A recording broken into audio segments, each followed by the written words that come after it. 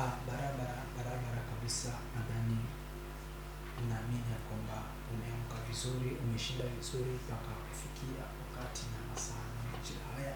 Tazama, ni wakati mwingine tena tunaenda kulishiriki tena neno la Mungu, neno la himizo, tukaweze kufunzana pia, maana ni wakati tu tukaweze kufunzana, tukaweze kuelezana hapa na pale, tukaweze pia kufunzana ukweli, tujue ukweli uko wapi.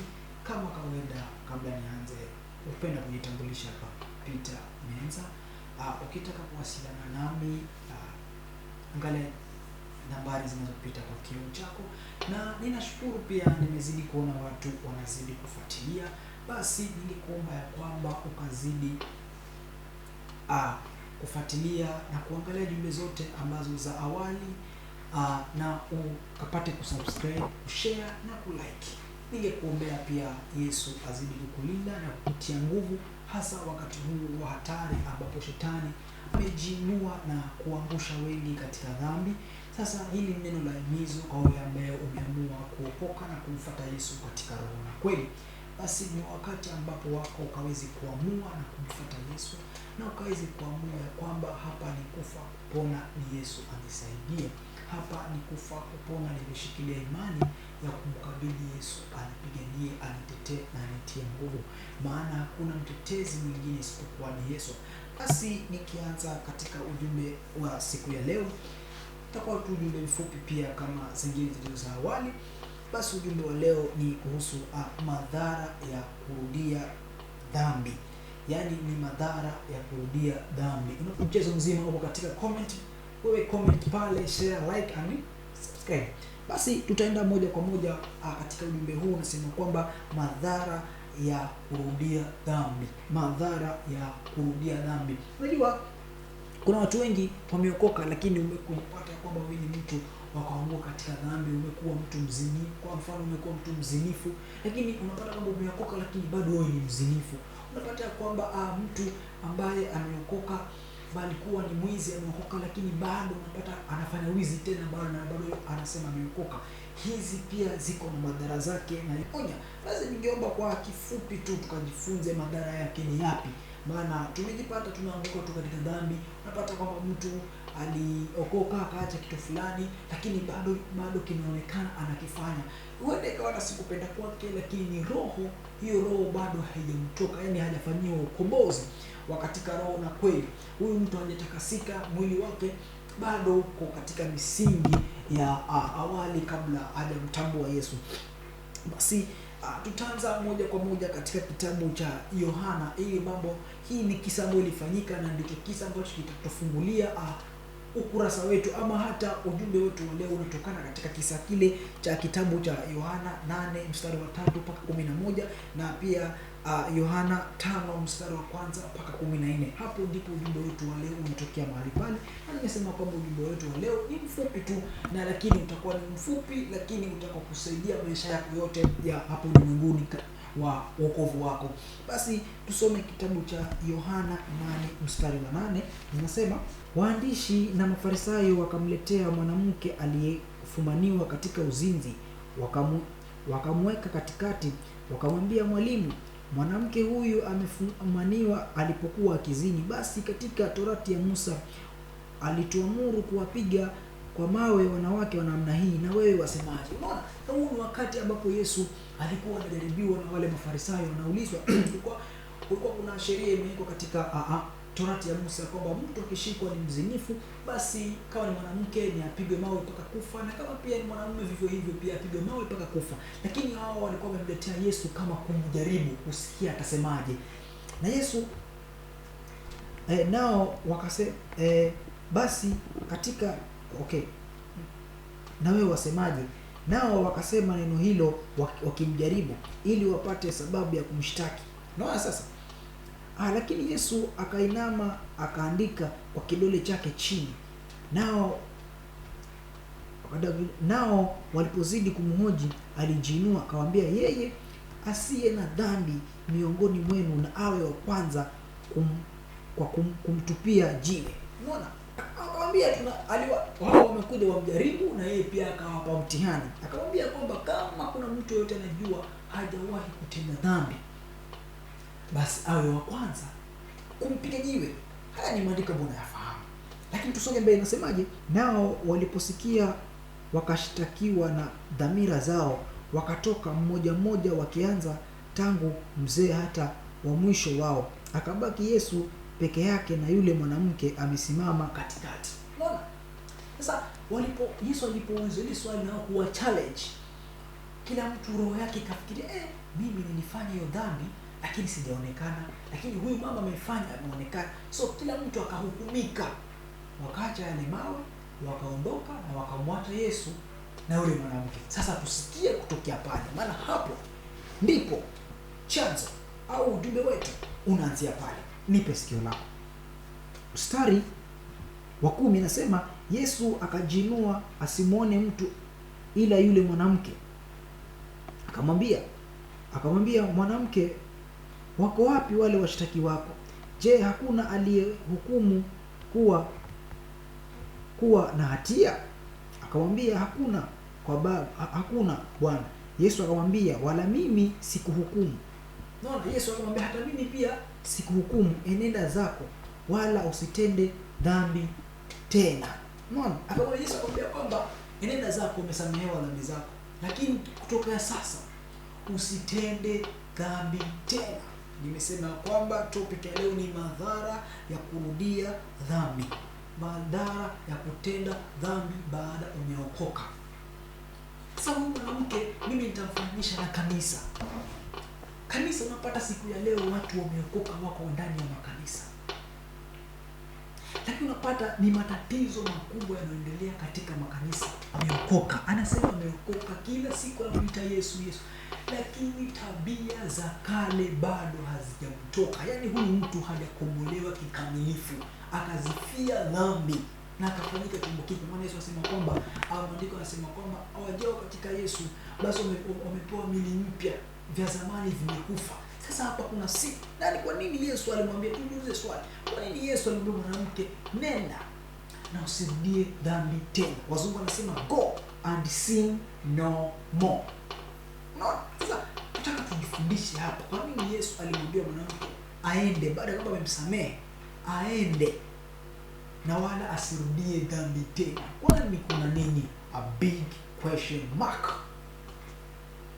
A big question mark. Swali ni je, kuna madhara gani ndani ya mtu anasema ameokoka lakini anarudia dhambi? Nitasema mwanamke huyu nitamfananisha na kanisa siku ya leo, maana maandiko katika Ufunuo inamaanisha kwamba mwanamke anafananishwa na kanisa. Unapata kanisa, Yesu watu wamemwendea, wameomba toba, Yesu amewakubali, lakini bado matendo yao yanarudi tena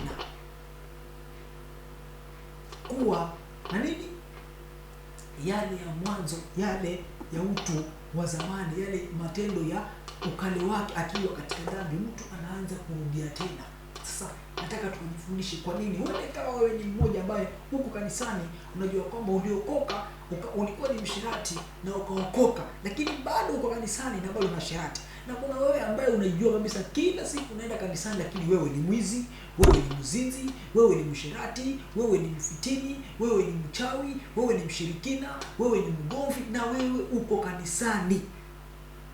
Nisikilize vizuri, kuna hatari ambayo iko mlangoni inakuotea. Kuna hatari iko mlangoni mwako inakufuata. Kuna kifo kinakufuata, kiko mbele zako. Ningekuomba tuambatane sako kwa bako ukajue ni aina gani za hatari ambayo Yesu alikuwa anazungumzia mahali hapa. Sasa tukaweze kujua, na kabla tujaenda hapo, na kwanza tuingilie kisa kingine kinakuwa namna hiyo hiyo ya yule mwanamke. Ndipo Yesu alipojibu akarudia maneno hayo ya kwamba usirudie dhambi baada kama umesamehewa na umeokoka. Kuna hatari zake. Tukisoma katika Yohana 5, tunakosoma kisa kingine. Tutasoma visa viwili. Na hiki ndio cha mwisho cha pili, niendelee na kufundisha. Yohana 5 mstari wa kwanza mpaka 14. Hapo napo kuna kisa the same na hichi ambacho tumekisoma. Tutasoma Yohana 5 mstari wa kwanza mpaka 14. Nasema, baada ya hayo palikuwa na siku ya Wayahudi, na Yesu akakwea kwenda Yerusalemu. Na huko Yerusalemu penye mlango wa kondoo pana birika iitwayo kwa Kiebrania Bethzada, nayo ni matao matano. Ndani ya hayo jamii kubwa ya wagonjwa walikuwa wamelala, vipofu, viwete na waliopoza, wakingojea maji yachemke. Kwa maana kuna wakati ambapo malaika hushuka akaingia katika lile birika, na basi yeye aingiaye wa kwanza baada ya maji kutibuliwa atapona ugonjwa wake uliokuwa umempata. Unaona? Sasa Yesu alikuwa kuna wakati ambapo kwamba alikuwa ni siku ya sikukuu ya Wayahudi. Yesu akaenda Yerusalemu, lakini pale katika mlango wa hekalu kulikuwa kuna birika pale la maji ambalo lilikuwa wagonjwa wamejaa pale. Walikuwa wanaamini ya kwamba kuna malaika akishuka, basi yule malaika akishuka akiingia katika ile maji na akitoka wa kwanza kuingia pale ndani anapona. Sasa Yesu akaenda akawakuta mahali pale. Tuendelee. 5. Na hapo palikuwa na mtu ambaye amekuwa hawezi kwa muda wa miaka 38. Yesu alipomwona huyo amelala, naye akijua ya kuwa amekuwa kwa hali hiyo siku nyingi, alimwambia, wataka kuwa mzima? Unaona, Yesu alipokuwa anafika pale sasa akaona, akamuuliza yule mtu, sasa wataka kuwa mzima? Obvious kila mtu atasema hata mimi nataka kuwa mzima. Yule mgonjwa akamjibu, Bwana, mimi sina mtu wa kunitia birikani maji yanapotibuliwa, ila wakati ninapokuja mimi mtu mwingine hushuka mbele yangu. Naona huyu mtu alikuwa analalamika, maana alikuwa pale wa kwanza na anaingia, lakini yeye hajiwezi, anashindwa, ndo amekaa muda mrefu. Yesu akamwambia, simama, jitweke godoro lako uende. Mara yule mtu akawa mzima, akajitweka godoro lake akaenda. Nayo ilikuwa ni siku ya Sabato. Naona ilikuwa ni siku ya Sabato, na kulingana na sheria za Wayahudi ilikuwa mtu hastahili kuponya siku ya Sabato.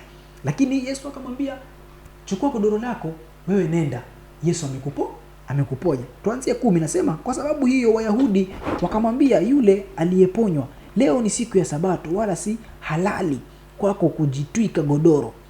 Naona akawajibu, yeye aliyenifanya kuwa mzima ndiye aliyeniambia jitwike godoro lako uende. Basi wakamuuliza yule aliyekwambia jitwike uende ni nani? Unaona, sasa wakamuuliza yule aliyekuwa mgonjwa, aliyekwambia ujitwike godoro uende, alikuwa ni nani?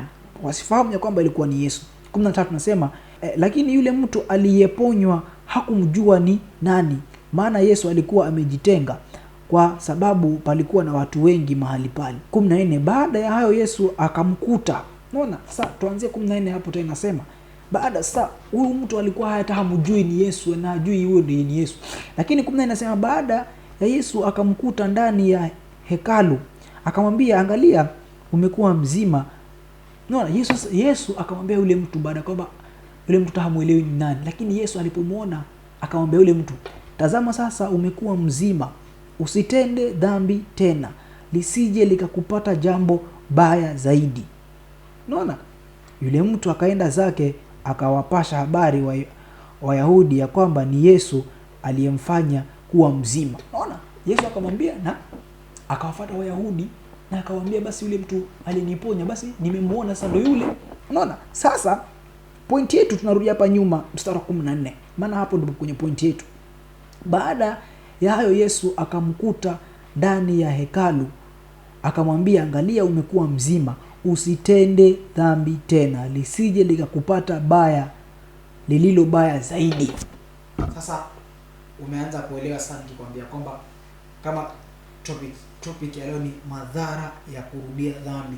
Yesu amejibu dhara ni nini? Usitende dhambi tena, sije likakupata lililo baya zaidi. Yesu alimuonya, akamwambia ya kwamba umekuwa mzima kweli, sawa, lakini enenda zako, lakini usitende dhambi tena. Mimi narudi kwako, tunakwambia umeamua kuokoka leo, umeamua kumfuata Yesu leo, lakini nakwambia kama ulivyoacha dhambi ukaponywa, basi usirudie dhambini tena. kwa sababu sije nikakupata mbaya zaidi. Sasa topic sasa itaanzia pale pale. Unajua sasa hii unapata kwamba kuna tatizo ya kwamba unapata mtu ameokoka, lakini kitu kinachoitwa udunia bado uko ndani yake. Huyu mtu hawezi acha dunia, huyu mtu bado anafuata mienendo ya kidunia.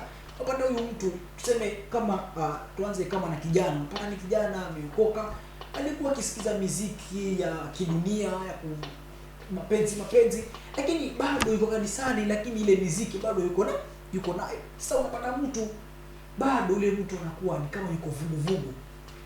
Ni mtu anapenda huku na anapenda huku, anapenda huku na anapenda huku. Yesu akasema kama wale vugu watawatapika. Unapata mwanadada alikuwa ni msherati, akaokolewa, lakini bado yuko kanisani ni msherati. Unapata mzee alikuwa ni mwizi, bado kanisani ni mwizi. Unapata mchungaji kabla apate neema alikuwa yeye ni mzinzi, lakini bado ni mchungaji na ni mzinzi. Sasa unapata kwamba ni mtu alisamehewa dhambi, lakini bado anarudia zile dhambi. Lakini Yesu ameonya kimbele, usitende dhambi tena, sije likakukuta lile ubaya zaidi. Huyu mtu aliponywa, alikuwa kwa miaka 38 alikuwa hawezi. Yesu akamponya na akamwambia usirudie dhambi, ukirudia itampata baya. Sasa wewe fikiria kama amekuwa 38 years kilema, lakini anaambiwa asirudie, nao akirudia inakuwa zaidi ya vile alivyokuwa yeye. Wewe kuna hatari hapo. Sasa kama alikuwa kilema ambaye aliweza mpaka kuja pale karibu na pale alipokea tumshinda tu ni kuruka kwa miaka 38, basi angerudia angekuwa labda hata angekufa, ama labda angekuwa zaidi tatu kwa nyuma. Hayo ni madhara kulingana na ingekuwa hivyo kwa huyo mtu. Ndio unaanza kupata picture. Sasa unapata kwamba makanisani hii ndio imekuwa ni desturi. Unapata watu wamekuwa vugu makanisani. Unapata mtu ni mama, lakini ukiangalia mienendo yake si ile inayostahili. Unapata mtu amesema ameokoka, lakini wokovu hauonekani. Biblia inasema kwamba matendo, imani bila matendo hauna chochote. Sasa unapata kwamba imani, kile kilicho ndani ya roho yako kitaonekana nje na kile ambacho tunakifanya.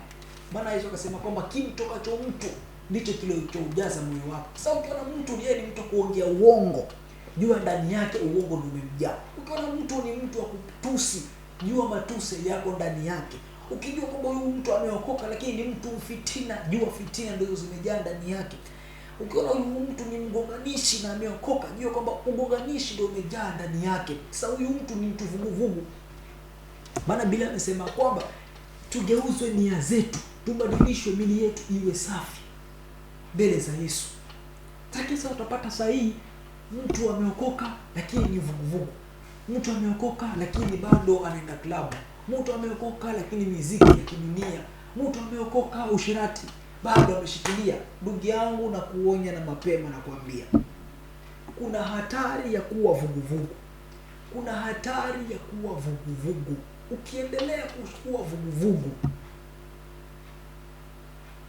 kuna pabaya utaingia. Kuna pabaya utaona. Wewe angalia tu rahisi. Mzapata kwa kanisa ya kwamba ni kanisa lakini mchungaji ndiye mshirati namba 1. Unapata kwa kanisa mama mchungaji ndiye mbea mara moja. Lakini wanaitwa nini? Wachungaji na mama mchungaji. Unapata kwa kanisa mtu anasema ameokoka, lakini ukiangalia matendo yake nje, yeye bado ni mzinzi, yeye bado ni mwizi, yeye bado ni mfitina, yeye bado sijui na takataka nyingi. Kwa sababu gani? Bado hajaokolewa katika roho, anaenenda katika mwili akifuata tamaa za mwili.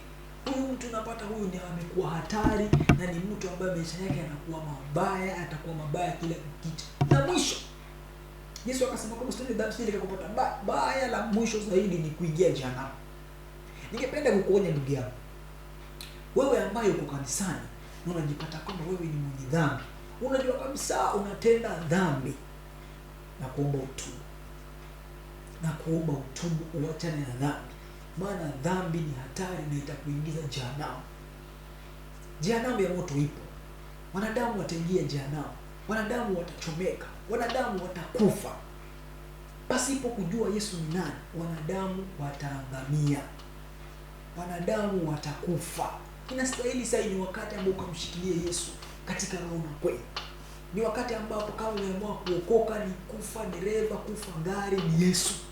Hakuna kufikiria jambo lingine. Umebaki tu ni Yesu, ni Yesu, ni Yesu, ni Yesu, ni Yesu, ni Yesu. Hakuna kufikiria jambo lingine. Uachane na dhambi. Uachane na uovu. Acha nikwambie kitu kimoja. Unajua kuna dhambi za makusudi. Mtu anafanya dhambi za kusudi. Yaani anakusudi. Anafanya dhambi ya kusudi. Na dhambi ya kusudi Biblia inasema kwamba haina msamaha. Sasa Yesu alipokuwa anaonya hawa, yule mwanamke akamwambia kwamba asitende dhambi tena, alikuwa anaonya kanisa. Napata watu wengi wamesamehewa, lakini utasikia matendo ya mchungaji, utashangaa. Utashangaa wewe ukisikia matendo ya mtu anaambiwa ameokoka. Ukiangalia matendo yake ni sawa sawa tu na mtu aliye katika dunia. Wewe angalia tu mpaka waimbaji wengi wa gospel artist wale, kwanza hasa hapa Kenya, angalia tu ma gospel artist vile wanakaa. Wewe utaangalia, ukiangalia huyo mwimbaji anaambiwa kwamba yeye anaimba nyimbo za Injili, lakini ukimwangalia yeye hana tofauti na wasanii wa Bongo Flava. Anavyovaa, anavyokaa, anavyoimba, nyimbo zake si za kumtukuza Yesu, bali za kutukuza mapenzi. Wewe ukiona watu kama hawa, jua hawa ni watu wamepotoka. Angalia wasanii wa kike wa gospel. Msanii anaweza kuwa ameanza vizuri, anaimba vizuri katika roho na kweli, nyimbo zake anaimba kumtukuza Yesu, lakini akaanza kujichanganya na dunia, mambo yanaharibika, mambo yanaenda sehemu nyingi, mambo yanakuwa hatari, mambo yanaharibika, yanakuwa vibaya, hatari sana. Sasa ni wakati ambao tukaketi na kujiweka kujitenga na dunia. Maana Biblia imesema kwamba wapendao dunia na wafuatao tamaa za dunia wanakuwa chukizo mbele za Muumba. Hiyo ni Yohana wa kwanza 2 mstari wa 15 kwa 17 pale. Maana andiko ambalo tumelisoma kwa mara nyingi. Unapata kwamba watu ni wenye kupenda dunia, watu. Biblia inasema kwamba siku za mwisho watu watakuwa ni wenye kujipenda kuliko kumpenda Muumba. Watu wenye kupenda anasa kuliko kumpenda Mungu. Sasa wewe fikiria saa hii,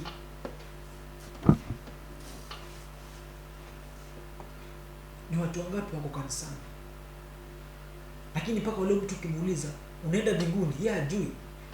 Maana imekuwa tu desturi aende kanisani akaimbe kwaya, aende kanisani wakafanye. Yaani unapata mtu anaenda kanisani kwa kuonyesha nguo nzuri, kama amenunua hii wiki nguo, aende kanisani akaonyeshe watu ya kwamba amenunua nguo, ili watu wajue kwamba fulani amenunua nguo mpya, ili watu wakajua kwamba basi fulani naye si mchache. Unapata mtu ameingia amenyoa ndege huko, mpiga mohogo, unapata mtu yaani makucha marefu. Unapata huyu mtu, unapata mtu ameokoka, lakini ukiangalia kahaba na huyu mwanamke wako sawa sawa.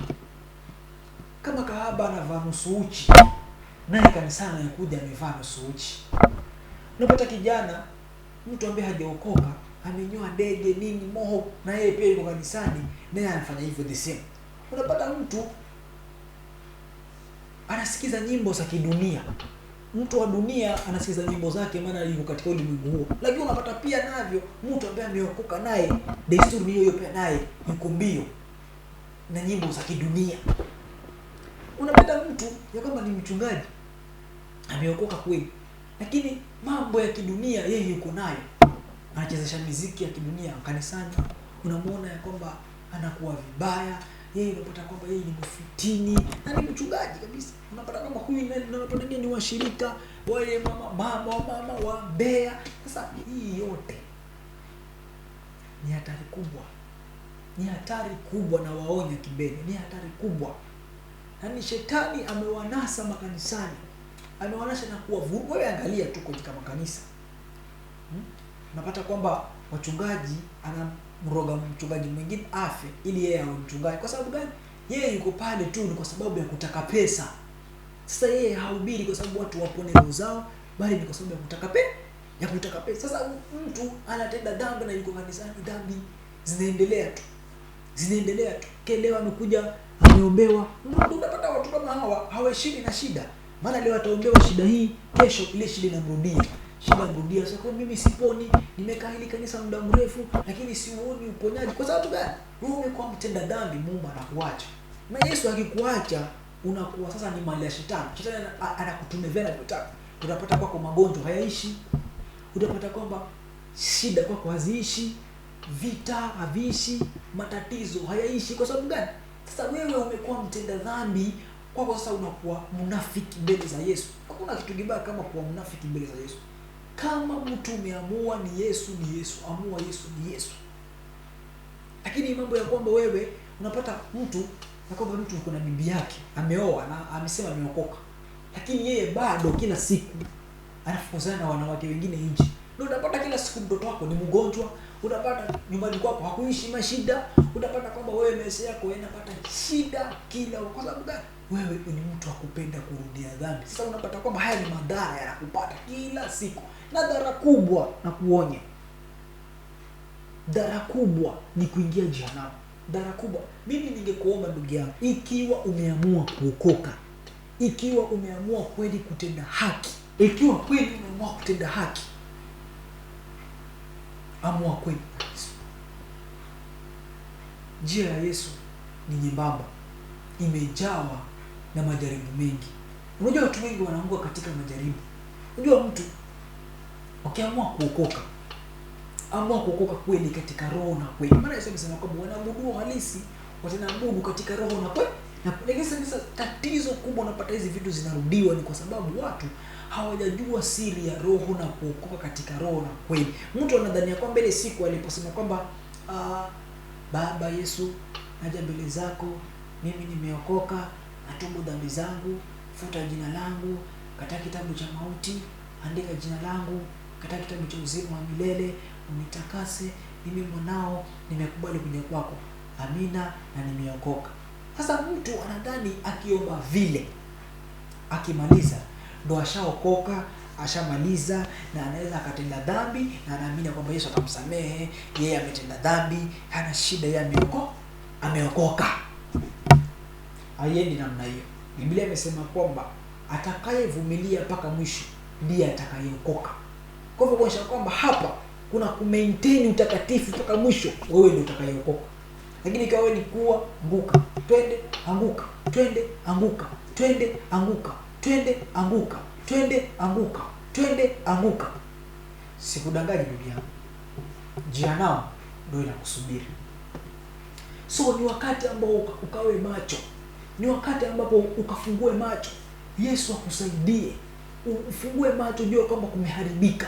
Unajua kwamba shetani anafanya kazi kwa kasi akilitafuta kanisa la Yesu ili apate kuwapotosha wengi. Sasa haya ndio madhara. Na madhara kubwa mimi nakwambia ni kujenga. Unajua tatizo la sisi wanadamu, laiti tungekuwa kwamba jehanamu inafunguliwa, kila mtu anaiona, kila mtu angeona jehanamu venye inakaa, hakuna mtu angetamani kutenda dhambi. Na hakuna mtu, yani kama kuna watu wangejikaza katika wokovu, wangejikaza. Biblia inasema kwamba wanitafutao kwa bidii ndio watakaoniona. Sasa wewe ukiwa ni panda shuka, panda shuka, panda shuka, panda shuka, unatafuta Yesu kwa bidii kweli, utambulia patupu. Nitambulia patupu ukiwa namna hiyo, utambulia patupu ukiwa namna hiyo. Inatupasa tumuogope Muumba, inatupasa tutetemeke mbele za Yesu, tukatae dhambi, tupinge dhambi, tusikatae, maana zina madhara makubwa. Unajua watu huona kwamba ufanya dhambi katika siri Yesu hazioni. Hapana, Biblia imesema kwamba kila jambo la siri lililofanywa kwa siri na hata kwa wazi litawekwa wazi. So ukiona kama unatenda dhambi nje, kanisa halijui, unaona kwamba mimi nafanya lakini kanisani sionekani, anaweza nikafanya, unajidanganya. Sema kwamba mimi nitafanya usherati lakini bibi yangu hatajua, na umeokoka, unajidanganya. Maana unajichimbia kaburi lako mwenyewe. Maana unajitengezea makaa ya moto wako mwenyewe ambao atakuteketeza mwenyewe wakati Yesu atakapokuja. Utapata shida na utaumia sana. Kwa sababu gani? Umekataa kutii amri za Yesu. Umekataa kumaintain utakatifu. Sasa tuingie katika andiko la Luka 11 mstari wa 24. Sasa inasema pepo mchafu amtokapo mtu hupitia mahali pasipo na maji akitafuta mahali pa kupumzika. Asipoona husema nitarudia nyumba yangu niliyotoka. Hata afikapo akiona imefagiliwa na kupambwa, ndipo huenda akachukua pepo wengine 7 walio waovu kuliko yeye mwenyewe, wakaingia na kukaa humo. Na mtu yule hali yake ya mwisho huwa mbaya kuliko ya kwanza. Unaona? Yesu hapa alikuwa anatoa mfano ya watu ambao wanatenda dhambi. Unapata kwamba mtu alikuja kwamba yeye alikuwa ni mshirati. Alikuwa ni mshirati, akaja akaombewa na pepo wakatoroka. Akakaa kanisani. Akarudia tena ushirati na akiwa kanisani. Sasa nisema kwamba yule pepo akitoka akienda anazunguka akiona nyumba imepambwa, kupambwa ni kule unarudia dhambi tena.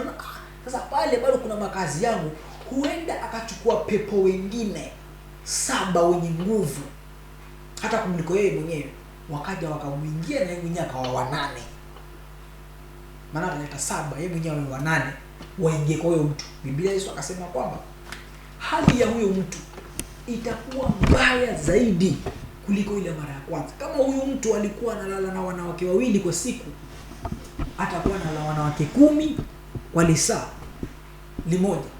Anakuwa vibaya. Kama huyu mtu alikuwa ni mwizi na anaanza kurudia wizi, mapepo yanaongezeka. Anakuwa kama alikuwa anaiba ng'ombe, anaanza kuiba hata watu, anaiba magari, anakuwa wizi wa ajabu.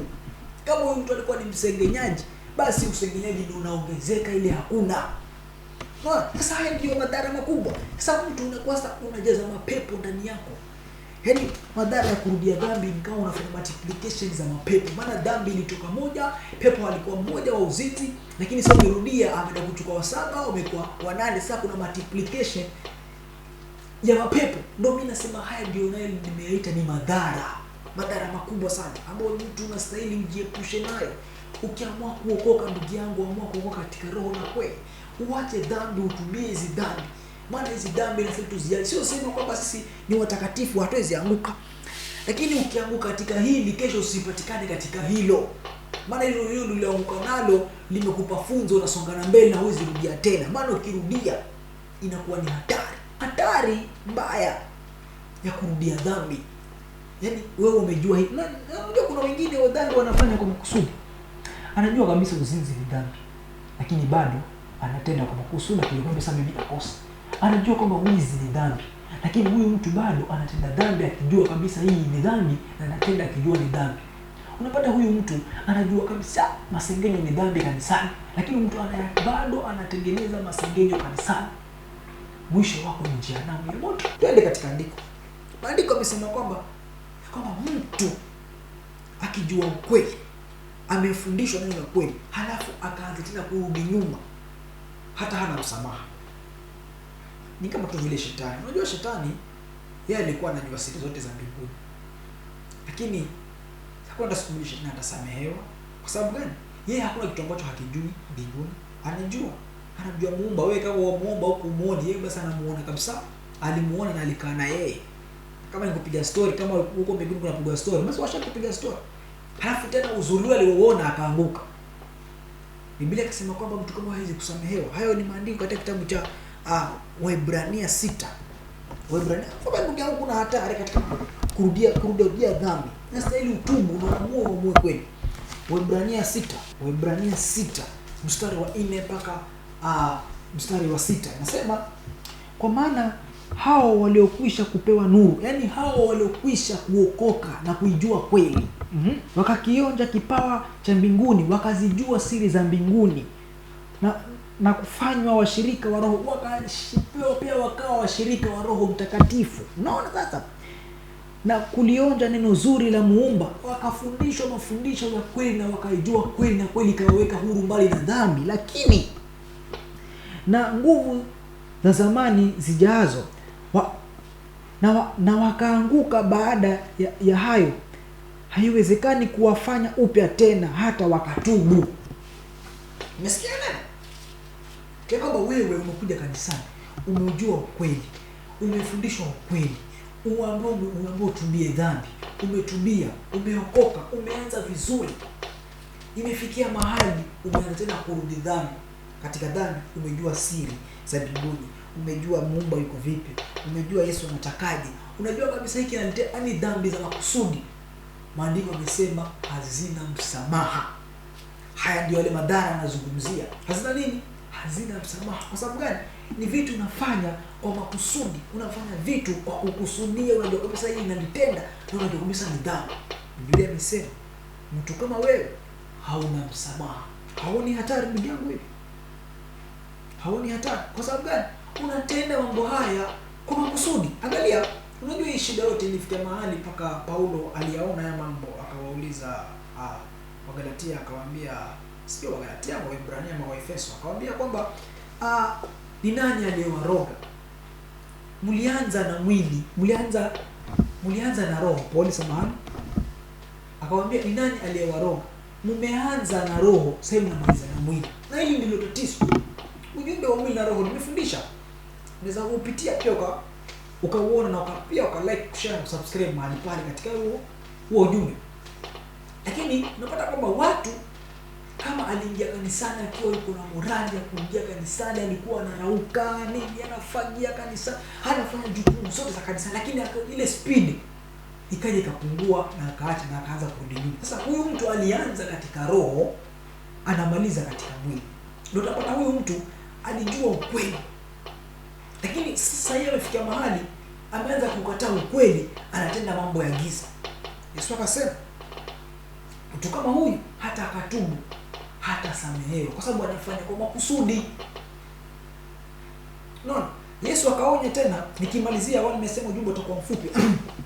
Na mimi nimepata kitu pale katika kitabu cha Ufunuo. Sasa inastahili mtu, mimi nakuomba, ikiwa labda wewe umekuwa mmoja wa wale ambao unajipata unapanda unaanguka, unapanda unaanguka, mimi ningekuomba tu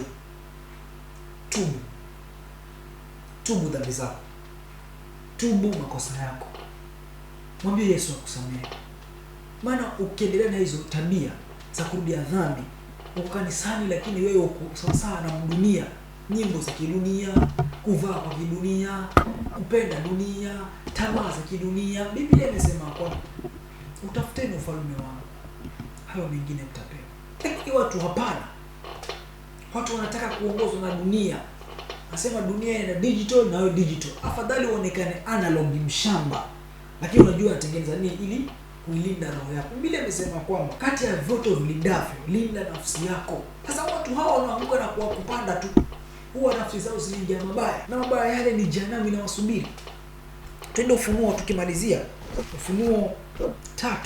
Ufunuo wanaita Revelation. Ufunuo Yohana 3. Nasoma pale mstari wa kwanza mpaka wa 3. Nasema kwa kanisa lililoko Sandri andika, haya ndiyo ninenayo yeye aliye na hizo roho 7 za Muumba, zile nyota 7, na yajua matendo yako ya kuwa una jina la kuwa hai. Anasema kwamba anayajua matendo yako ya kwamba una jina la kuitwa mtakatifu. Maana uko kanisani watu wanasema kwamba umeokoka, unalo jina kweli ya kuitwa mwenye haki, unalo jina kweli la kuitwa umebarikiwa, wewe ni mtakatifu, lakini nawe umekufa. Yaani uko kanisani unaonekana ni kweli wewe ni mtenda haki, wewe kumbe ndani ni mnafiki. Yesu anasema umekufa. Kwa sababu gani umekufa? Umekufa katika roho, wewe ni mtenda mabaya. So ni mwili tu uko hivi unafanya. Sasa wewe jiulize hii swali, the big question mark. Ni wangapi wako makanisani wanajulikana wameokoka lakini wamekufa? Sasa wewe jiulize, kwa kanisa lenu mko wangapi? Ndio unajua kwamba wao wamejaa wafu wangapi. Wao sasa mnakuja siku ya Jumapili mmoja kufanya ibada ya wafu. Hivyo tu. Kwa sababu gani? Bado mimi ni watenda dhambi. Bado mimi na wewe bado ni watenda dhambi. Ni watenda dhambi. Uwe mwenye kukesha, ukayarekebishe mambo yaliyosalia yanayotaka kufa. Uwe mwenye kukesha, kuomba, kufunga, ili pale ulipoangukia ukumbuke na ukatubu. Maana sikuona matendo yako kuwa yametimilika mbele za Muumba. Basi kumbuka jinsi ulivyopokea. Kumbuka basi ile siku ulipoanza kuingia kanisani uliingia vipi? ulipopokea Yesu ulianza kuishi vipi? Kumbuka hayo maisha na ukatubu na ukaanza kurudia maisha yale ya kwanza ukiwa na Yesu. Walakini usipokesha nitakuja kama mwizi, wala hutaijua saa nitakayokuja kwako. Sasa yeye atakuja siku yoyote. Siku yoyote unaweza kuwa wewe mtenda dhambi kwa kufa ghafla pa jehanamu. Kwa sababu gani? Hujatubia zile dhambi zako. Na kuomba utubie dhambi.